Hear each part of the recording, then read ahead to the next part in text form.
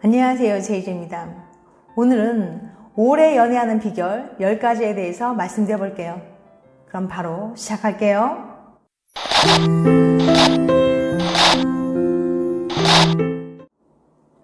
미국 일리노이 대학 연구팀은 376상의 커플을 대상으로 9개월 동안 각 유형의 커플이 관계 유지에 어떤 노력을 해왔는지 추적 조사했습니다. 연구팀에 따르면 모든 커플은 다음 4가지 범주에 속한다고 합니다. 또한 각 커플의 데이트 스타일이 관계의 지속성에 영향을 미치는 것으로 나타났습니다. 그럼 첫 번째 커플, 드라마틱한 커플.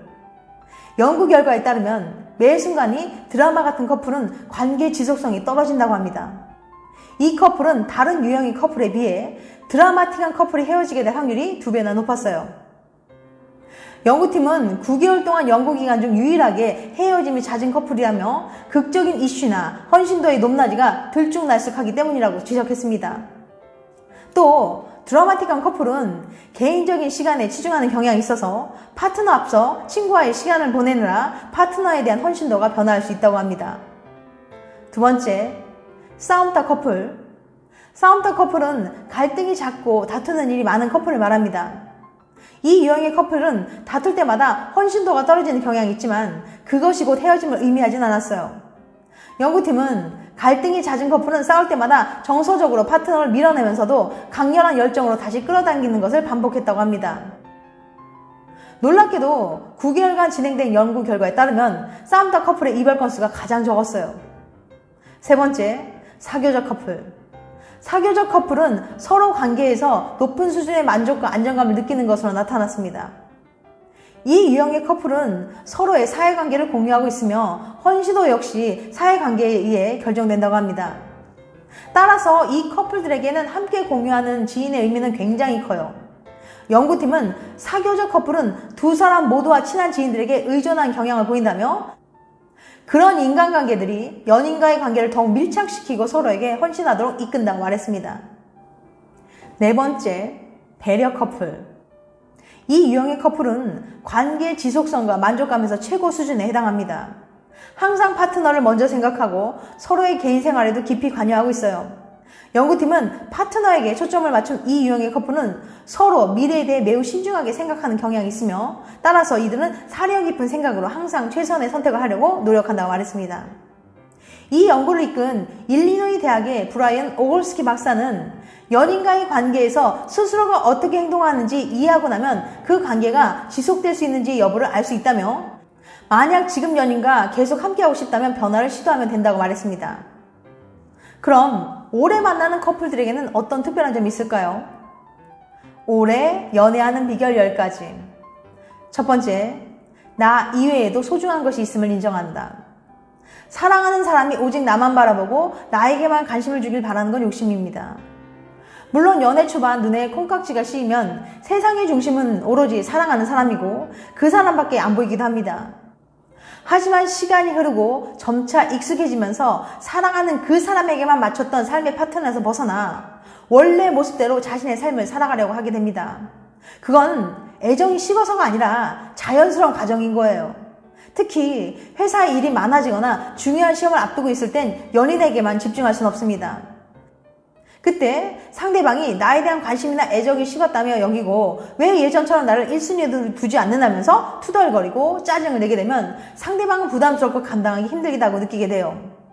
그럴 때는 천천히 기다리면서 나에 대한 애정을 시험해 보기보다는 상대방이 당면한 일들을 다 해결될 때까지 기다려주면서 옆에서 힘이 돼주는 것이 좋습니다. 그렇게 자신이 힘들고 어려울 때 배려해주고 묵묵히 옆을 지켜주면 서로에 대한 믿음이 굳어져서 더 단단한 관계로 발전할 수 있게 됩니다. 연인 관계라고 해서 모든 시간을 독점하려 한다거나 너무 상대방에게 집착하면 서로 힘들고 금방 지치게 돼요.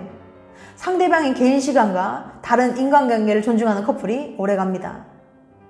두 번째, 무조건 참지 않는다. 애인과 싸우기 싫어서 무조건 참다 보면은 어느 순간 한계를 넘어 감정이 폭발하게 됩니다.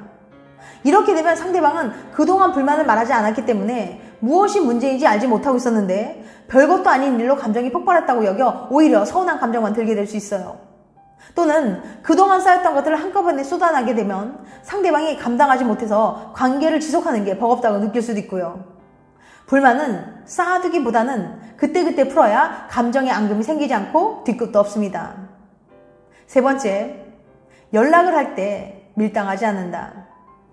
연애 초반 썸 타는 시기에는 일부러 연애의 주도권을 주기 위해 연락을 먼저 하지 않거나 연락이 와도 답장을 늦게 하는 경우도 있어요.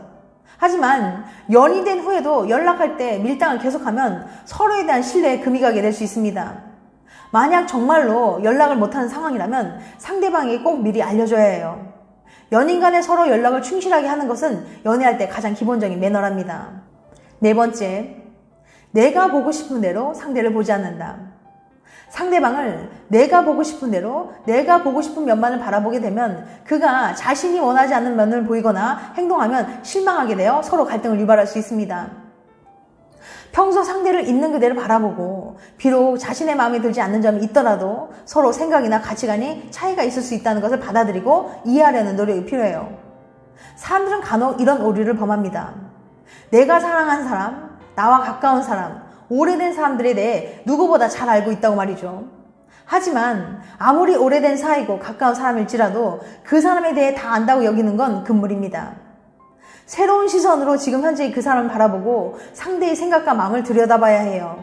그래야 옛 감정에 휘둘리지 않고 객관적으로 볼 수 있고 그로 인해 상대방에 대해 몰랐던 부분에 대해서 더 잘 알아갈 수 있습니다. 다섯 번째, 스킨십을 자주 한다. 연애 초반에는 부끄러워서 나중엔 너무 익숙해져서 스킨십을 멀리 하다 보면 뜨거웠던 애정도 금방 식어버릴 수 있어요. 몸이 멀어지면 마음도 멀어진다는 말이 있잖아요. 사랑은 표현해야 할 수 있습니다. 사랑한다는 말을 자주 해주고 서로 따뜻한 스킨십을 자주 하면서 애정을 표현해주세요. 애정 표현에 인색하게 굴지 말고요. 여섯 번째, 연애 훈수에 휘둘리지 않는다. 애인과 싸우고 친구들에게 연애 상담을 하다 보면 그냥 헤어져 라는 소리를 들을 때가 많이 있어요. 주위 사람들의 말에 흔들리지 말고 내 주관대로 연애를 하세요.